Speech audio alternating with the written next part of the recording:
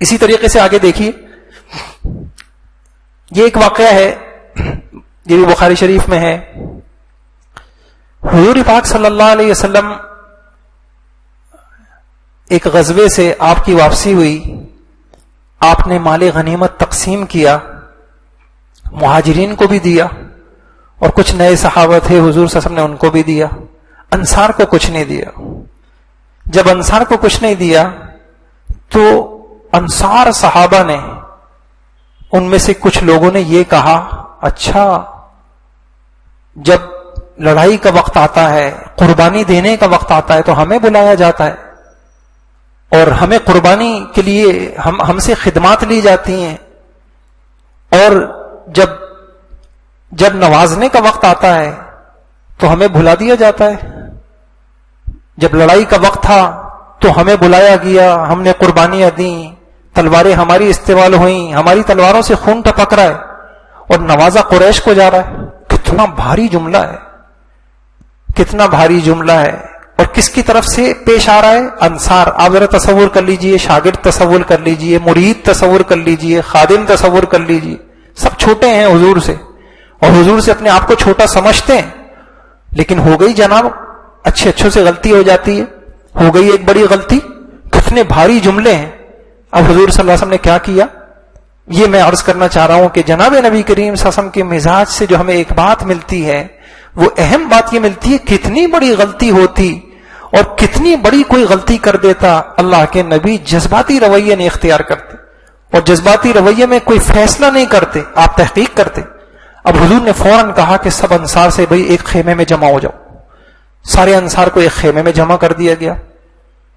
جب خیمے میں جمع ہو گئے اور اس میں صرف انصار ہیں، تو حضور نے یہ جملہ فرمایا، یہ بخاری شریف کی روایت ہے، آپ نے فرمایا ما حدیث بلغنی عنکم یا انصار، یہ انصار، یہ کیا باتیں ہیں جو مجھے آپ لوگوں کی طرف سے پہنچی ہیں. اللہ اکبر. آپ قربان جائیے، وہ کوئی جھوٹوں کا زمانہ نہیں تھا، وہ افواہوں کا زمانہ نہیں تھا، وہ پروپیگنڈے کا زمانہ نہیں تھا. اور آپ کے اوپر ظاہری بات ہے جن ذرائع سے وہ خبریں پہنچی ہوں گی وہ بتانے والے صحابی ہوں گے، کوئی جھوٹے لوگ نہیں ہوں گے. لیکن حضور پاک سب نے غلطی کرنے والوں کو موقع دیا، تحقیق کی. پہلی بات یہ بولی، آپ نے کیا فرمایا، اے انصار یہ بتاؤ، یہ باتیں مجھے پہنچی ہیں، یہ کیا ہے، یہ آپ لوگوں کی طرف سے پہنچی ہیں. آپ جذباتی نہیں ہو گئے کہ ہمارے یہاں اس جذباتی رویے کی وجہ سے ہم اچھے ساتھیوں سے محروم ہو جاتے ہیں. اگر ہمیں کسی سچے ذرے سے پتہ چل جائے کہ فلاں نے جو ہے نا ہمارے خلاف یہ بات کہی ہے، تو اتنا جذباتی ہو جاتے ہیں، بس اب تو کوئی واہ نہیں، اب ساری زندگی کے لیے ہم اس کو اپنے مخالفین، اپنے دشمنوں کی فہرست میں لکھ لیتے. اب کیا ہوا، جب حضور صلی اللہ علیہ وسلم نے ان سے یہ پوچھا تو انصار نے کیا کہا، یا رسول اللہ، جو فقہا صحابہ ہیں، سمجھدار صحابہ ہیں، پرانے صحابہ ہیں، سچ بات یہ ہے کہ ان میں سے کسی نے اس قسم کے الفاظ نہیں کہے. ہاں جو کچھ نئے مسلمان ہوئے ہیں ہم تسلیم کرتے ہیں، ان نئے مسلمانوں سے کچھ یہ غلطی ہو گئی، نئے مسلمانوں سے یہ غلطی ہو گئی. اب دیکھیں کتنے اچھے انداز سے معاملہ حل کر لیا گیا. یہی چیز جذباتی ہوتی تو حضور صلی اللہ علیہ وسلم اگر یوں کرتے تو پتہ نہیں کتنے انصار سے، ان کے ساتھ سے، ان کے تعاون سے محرومی ہو جاتی. جب حضور صلی اللہ علیہ وسلم نے یہ فرمایا تو آپ صلی اللہ علیہ وسلم نے پھر ان کو کہا کہ نہیں انصار، ایسی بات نہیں ہے، بس اوقات میں کچھ لوگوں کو مال دیتا ہوں، اس کی وجہ یہ نہیں ہوتی کہ میں ان سے زیادہ محبت کرتا ہوں، وجہ یہ ہے کہ میں تالیف قلب کے لیے، ان کی حوصلہ افزائی کے لیے، وہ کچھ کچے قسم کے لوگ ہوتے ہیں، ان کو کچھ دینا پڑتا ہے، ان کو مضبوط کرنے کے لیے، ان کو دین پہ جمانے کے لیے میں کچھ عطیے دیتا ہوں. تم تو میرے اپنے لوگ ہو، تمہارے ساتھ تو میرا جینا مرنا ہے. آپ نے کچھ ایسی باتیں کی، کچھ اپنائیت کا اظہار کیا، اور وہ سارا معاملہ رفع دفع ہو گیا. صرف کس بنیاد پر کہ غلطی سامنے آئی، اپنوں کی سامنے آئی، اور حضور پاک صلی اللہ علیہ وسلم نے جو اہتمام کیا وہ کیا کیا، آپ نے تحقیق کی، اس غلطی کی تحقیق کی. جب تحقیق کی تو بات سامنے آ گئی. تو یہ حضور صلی اللہ علیہ وسلم کا یہ مزاج، یہ عادت اگر ہم بھی اپنا لیں گے انشاءاللہ تو ہم بھی محروم نہیں ہوں گے. اچھا، اس حدیث میں اور بھی کچھ سبق ہیں. ایک اہم بات یہ پتہ چلتی ہے کہ بعض اوقات ایسی غلطیاں ہوتی ہیں کہ اس پر کچھ فوری ایکشن لینا پڑتا ہے، ورنہ بدگمانیاں بڑھ کے بہت بڑے واقعات رونما ہو جاتے ہیں. حضور پاک صلی اللہ علیہ وسلم نے یہاں پہ کیا کیا کہ حضور صلی اللہ علیہ وسلم نے یہاں پر فوراً ان کو ایک خیمے میں جمع کیا، فوراً معاملے کا نوٹس لیا، اور فوراً جو ہے وضاحت طلب کی، اور فوراً جو ہے صحیح بات کو سامنے لایا گیا، اور فوراً صحیح بات کا جو کچھ بھی تھا معاملہ. تو بعض اوقات کیا یہ بے شک یہ ضروری ہوتا ہے کہ غلطی پر آدمی خاموشی سے نہ بیٹھ جائے، اور آدمی جو معاملہ ہے، بعض اوقات اداروں کے اندر ایسا ہوتا ہے کہ کچھ باتیں سامنے آ جاتی ہیں، اس موقع کے اوپر اگر اس چنگاری کو ایسی دبا دیا جائے یا اس کا بندوبست نہ کیا جائے تو بڑی بڑی بدگمانیاں اور آگے بہت کچھ دلوں میں کدورتیں پیدا ہو جاتی. ایک بات یہ بھی سمجھ میں آ گئی، اگر کسی سے کوئی غلطی ہوئی ہے، کسی کے بارے میں وضاحت، تو اس سے وضاحت طلب کر کے معاملے کو رفع دفع کرنا چاہیے، صلح صفائی جو بھی ہو یہ کر لینا چاہیے.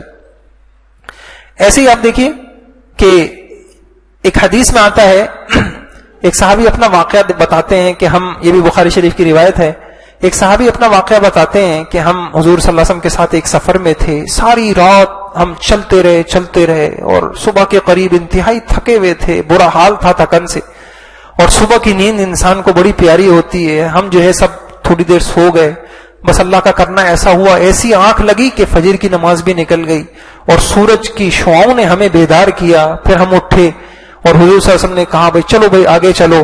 اس مقام سے ہم آگے گئے، آگے جا کر پھر پانی وانی کا کچھ بندوبست تھا وہاں، یا تو ہم نے لوگوں نے وضو کیا، آپ نے جماعت کی نماز کی قضا کی، نماز پڑھی. جب آپ نے نماز پڑھ لی تو آپ نے دیکھا کہ ایک صحابی انہوں نے جماعت سے نماز نہیں پڑھی، وہ الگ کھڑے ہوئے. اب آپ دیکھیے یہ ایک چیز ہے، اور جو ہے جس کی نماز کی یہ اہمیت ہو اس کے لیے یہ بہت بڑی غلطی ہے کہ سب نماز پڑھ رہے ہیں، ایک آدمی نماز نہیں پڑھ رہا. لیکن آپ صلی اللہ علیہ وسلم نے کوئی جذباتی رویہ اختیار نہیں کیا. جب نماز پڑھ لی آپ صلی اللہ علیہ وسلم نے تحقیق کی، پوچھا ما منعک یا فلاں ان تصلی مع القوم، بھائی جناب کس عذر کی وجہ سے آپ نے لوگوں کے ساتھ نماز نہیں پڑھی؟ جب آپ نے ان کو تحقیق کی، معاملے کی، اس غلطی کی تحقیق کی تو بات سامنے آ گئی. انہوں نے کہا یا رسول اللہ مجھے جو ہے غسل مجھ پہ واجب ہو گیا تھا، وہ میں غسل کر نہیں سکا، تیمم کے مسئلے کا ان کو پتہ نہیں تھا، تو میں اس وجہ سے نماز میں شریک نہیں ہوا. تو حضور نے ان کو مسئلہ بتا دیا اور جو غلطی تھی اس پہ کوئی ڈانٹ ڈپٹ نہیں کی اور مسئلہ بتا دیا. تو آپ صلی اللہ علیہ وسلم نے یہاں پہ بھی تحقیق کی. ایسے ہی مشہور واقعہ ہے حضرت کعب رضی اللہ تعالیٰ عنہ کا کہ وہ غزوہ تبوک کے اندر حضور صلی اللہ علیہ وسلم کے ساتھ شریک نہیں ہو سکے تھے.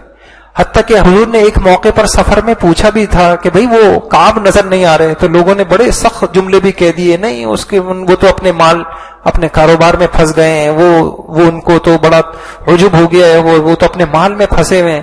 لیکن آپ خاموش رہے.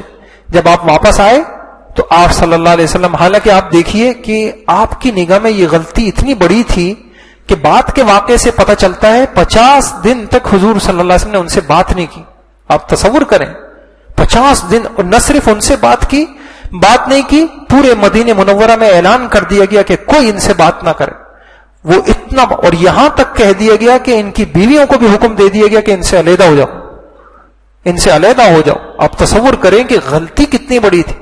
لیکن پھر بھی حضور صلی اللہ علیہ وسلم جب آئے ہیں آپ نے اس غلطی کی پہلے تحقیق کر لی. انسان کو عذر ہوتا ہے، بیماری ہوتی ہے، مجبوری ہوتی ہے، کوئی مالی مسئلہ ہو سکتا ہے، کچھ بھی ہو سکتا ہے. حضور صلی اللہ علیہ وسلم نے تحقیق کی غلطی پر، ایک آپ کیا وجہ ہے، تم کیوں نہیں ہمارے ساتھ؟